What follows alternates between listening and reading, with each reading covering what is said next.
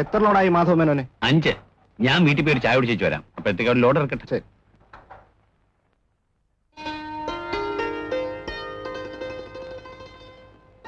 ഇന്നെന്താണ് പഠിത്തം ഇല്ലേ?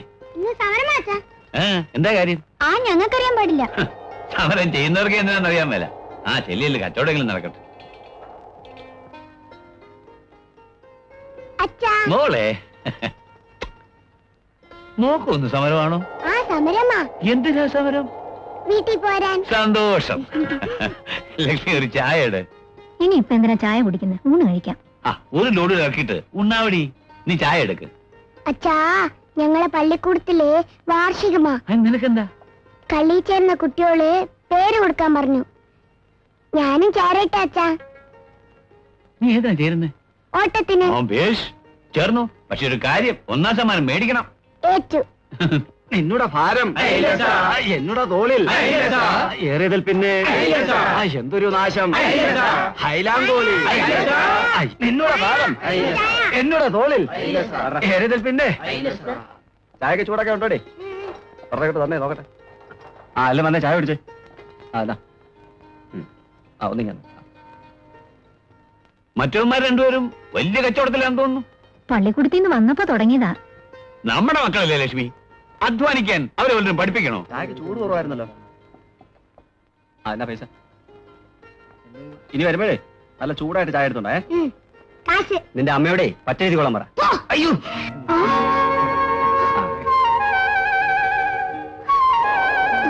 നീ എന്തിനാണ് അയാളെ പിടിച്ച് തള്ളിയത്? നോക്കിക്കോ, ഞാൻ അമ്മയോട് ചെന്ന് പറയും. മേനൻ ചേട്ടാ, കോൺട്രാക്ടറേയും വിളിക്കുന്നു. മുതലാളി വന്നോ? ഞാൻ ദേ വരുന്നു. മോൾ ഇവിടെ നില്ലേ. ഇന്നത്തെ കൂലി കൊടുക്കാൻ എന്ത് വേണം? 500 രൂപ.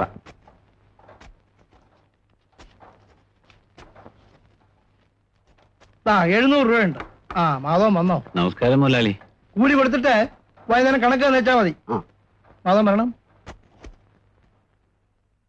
നാളെ അപ്രോച്ച് റോഡിന്റെ പണി തുടങ്ങണം.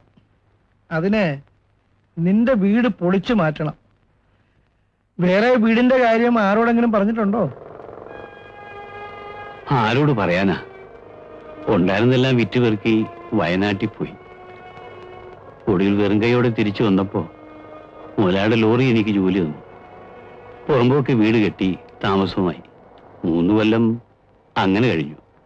വേറെ വീടിന്റെ കാര്യമൊന്നും ഓർമ്മിച്ചില്ല. നിന്റെ വീട് പൊളിച്ചു മാറ്റാതെ എനിക്ക് പണി തുടങ്ങാൻ പറ്റില്ലെന്ന് നിനക്കറിയാമല്ലോ. അയ്യോ, എനിക്കതിന് തടസ്സമൊന്നുമില്ല മുതലാളി. നാളെ തന്നെ പരിഗണിച്ച് മാറ്റിയേക്കാം. പിന്നെ നീ അങ്ങോട്ട് പോകും? അധ്വാനിക്കാനുള്ള മനസ്സും ശരീരവും ഉണ്ട്. കാത്തുരക്ഷിക്കാൻ ഈശ്വരനും.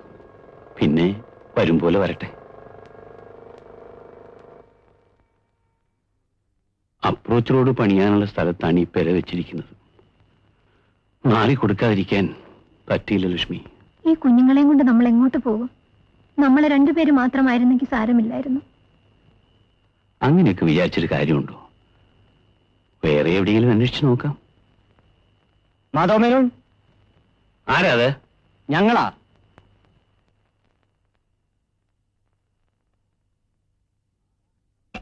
ആഹാ, നമസ്കാരം. നിങ്ങളായിരുന്നോ? എന്താ ഈ രാത്രിയില്? ഈ വീട് പൊളിച്ചു മാറ്റണമെന്ന് കോൺട്രാക്ടർ പറഞ്ഞോ? പറഞ്ഞു. അപ്രോച്ച് റോഡ് പണിയാൻ വേണ്ടിയാ. പൊളിച്ചു മാറ്റണം. എന്തിന്? നിങ്ങൾക്ക് താമസിക്കാൻ ഒരു വീട് വേണ്ടേ? എന്ന് പറഞ്ഞാൽ ഞങ്ങൾ പറയുന്ന പോലെ അങ്ങ് ചെയ്തേച്ചാ മതി.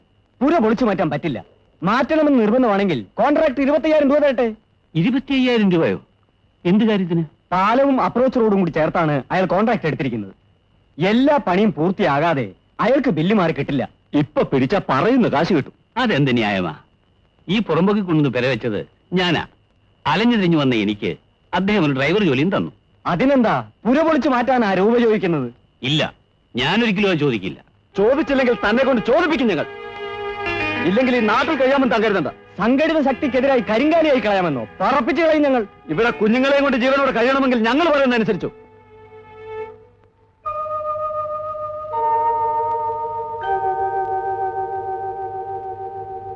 മാധവനും കുടുംബവും അലഞ്ഞു തിരിഞ്ഞാണ് ഇവിടെ വന്നത്. എന്തെങ്കിലും ഒരു ജോലി വേണമെന്ന് ചാള് വീണ് അപേക്ഷിച്ചു. എനിക്ക് സഹതാപം തോന്നി. അതുകൊണ്ട് എന്റെ ലോറിയിൽ ഒരു ഡ്രൈവർ ഉദ്യോഗം കൊടുത്തു. പുറമ്പോക്കിൽ ഒരു പെര തള്ളി കൂട്ടാനുള്ള സൗകര്യവും കൊടുത്തു. ഇപ്പൊ ആ പുര പൊളിച്ചു മാറ്റാൻ ഞാൻ രൂപ കൊടുക്കണമെന്ന് പറയുന്നത് ന്യായമാണോ? ന്യായമായാലും അന്യായമായാലും മാധവമേനോന്റെ പുര അവിടുന്ന് പൊളിച്ചു മാറ്റണമെങ്കിൽ 25,000 രൂപ അയക്ക് കൊടുക്കണം. 25,000 തുക മോശമല്ലല്ലോ. പക്ഷേ അതിന്റെ വകുപ്പൂടെ എന്നെ ഒന്ന് അറിയിച്ചാൽ വലിയ ഉപകാരമായിരുന്നു. അയാൾക്ക് വേറെ വീട് വേണ്ടേ? വീട് ആവശ്യമുള്ള ഒത്തിരി പേര് ഈ നാട്ടിലുണ്ട്. അവർക്കെല്ലാം 25,000 രൂപ വെച്ച് കൊടുക്കാൻ എനിക്കെന്താ ബാധ്യത? മാധവമേനോൻ ഞങ്ങളുടെ യൂണിയൻ കൊണ്ടുവന്ന് അപേക്ഷ വന്നു. അതനുസരിച്ചാണ് ഞങ്ങൾ ഇടപെട്ടിരിക്കുന്നത്. 25,000 രൂപ കൊടുത്ത് മര്യാദയ്ക്ക് ഈ ഏർപ്പാട് തീർക്കുന്നതാണ് നല്ലത്. ഒന്ന് ചോദിച്ചോട്ടെ, മാധവമേനോൻ അങ്ങനെ ഒരു അപേക്ഷ എവിടെ കൊണ്ടുവന്ന് തന്നോ? ഇല്ലെങ്കിൽ പിന്നെ ഈ പ്രശ്നത്തിൽ ഞങ്ങൾ ഇടപെടണമെന്ന് എഴുതുന്നുണ്ടോ? ഇല്ല മുതലാളി, ഇവർ കള്ളം പറയാ. ഞാൻ അപേക്ഷ കൊടുത്തിട്ടില്ല.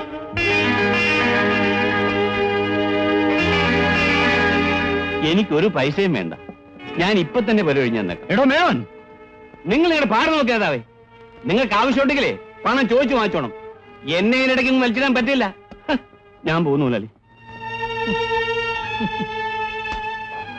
ഇനിയിപ്പോ 25,000 ആരെയാണാവോ ഏൽപ്പിക്കേണ്ടത്? കളിയാക്കണ്ട കേട്ടോ. അവന് ഞങ്ങളൊരു പാഠം പഠിപ്പിക്കാതെ വിടില്ല. പാടോ.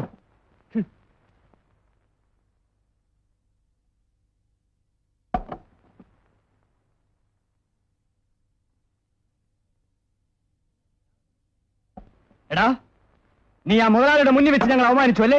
ഇതിന് പകരം ചോദിക്കാൻ നിന്നെ ഞങ്ങൾ ഇവിടെ വിട്ടയക്കില്ല. നീ ഇവിടുന്ന് പോകുന്ന ഞങ്ങൾക്കൊന്ന് കാണണം. ആ നേതാവേ, മനുഷ്യനെ ഒന്ന് സ്വൈര്യമായിട്ട് ജീവിക്കാൻ സമ്മതിക്കില്ലല്ലേ? ഞങ്ങളെ കൊച്ചാക്കിയിട്ട് നീ അങ്ങനെ ജീവിക്കണ്ട. അനങ്ങി പോകരുത് ഇവിടുന്ന്. ഭയരപ്പാളികളെ, നീയൊക്കെ മാധവനെ പുളുത്തും. ഓടിക്കോ, കാല് മാറിയാലും വേണ്ടില്ല, ഓടിക്കോ. ഇനിയിപ്പോ അവന്മാർ നിന്നെ ഉപദ്രവിക്കാൻ വരില്ലടോ. മനുഷ്യനെ ജീവിക്കാൻ അനുവദിച്ചില്ല, പിന്നെ എന്ത് ചെയ്യും മുതലാളി? നീ ഇത്രയേറെ നന്ദിയും സ്നേഹമുള്ള ആളാണെന്ന് ഞാൻ അറിഞ്ഞിരുന്നില്ല. ഇന്നത്തെ കാലത്ത് ഇതുപോലുള്ള ആളുകൾ കുറവാണ്. 1000 രൂപയുണ്ട്. ഇതെന്തിനാ മുതലാളി? എവിടെയെങ്കിലും നിനക്കൊരു വീടുണ്ടാക്കണ്ടേ? അതിന് എന്റെ വക സംഭാവന. ക്ഷമിക്കണം മുതലാളി, ഞങ്ങൾക്ക് ആവശ്യമുള്ളത് ഞങ്ങൾ ജോലി ചെയ്ത് സമ്പാദിക്കും. സംഭാവന സ്വീകരിച്ച് ശീലമില്ല. മുതലാളിക്ക് വിഷമം തോന്നരുത്. എങ്കിൽ ജോലിയിൽ ജീവിക്കാൻ മറ്റൊരു വഴി ഞാൻ പറയാം. എന്താ മുതലാളി? അപ്രോച്ച് റോഡിന്റെ പണി ഞാൻ സബ് കോൺട്രാക്ട് കൊടുത്തിരിക്കുകയാണ്. അതുകൊണ്ട് നീ ഓടിക്കുന്ന എന്റെ ലോറിക്ക് ഇനി ഇവിടെ പണിയില്ല. ആ ലോറിയിൽ ഈ സാധനങ്ങളെല്ലാം കയറ്റി നീ എന്റെ നാട്ടിലേക്ക് പോകും. അവിടെ ചെന്നിട്ട് ഈ ലോറിയിൽ തന്നെ നിനക്ക് ജോലി ചെയ്യാം. ധാരാളം പണി കിട്ടും. എന്തു പറയുന്നു? ശരി മുതലാളി.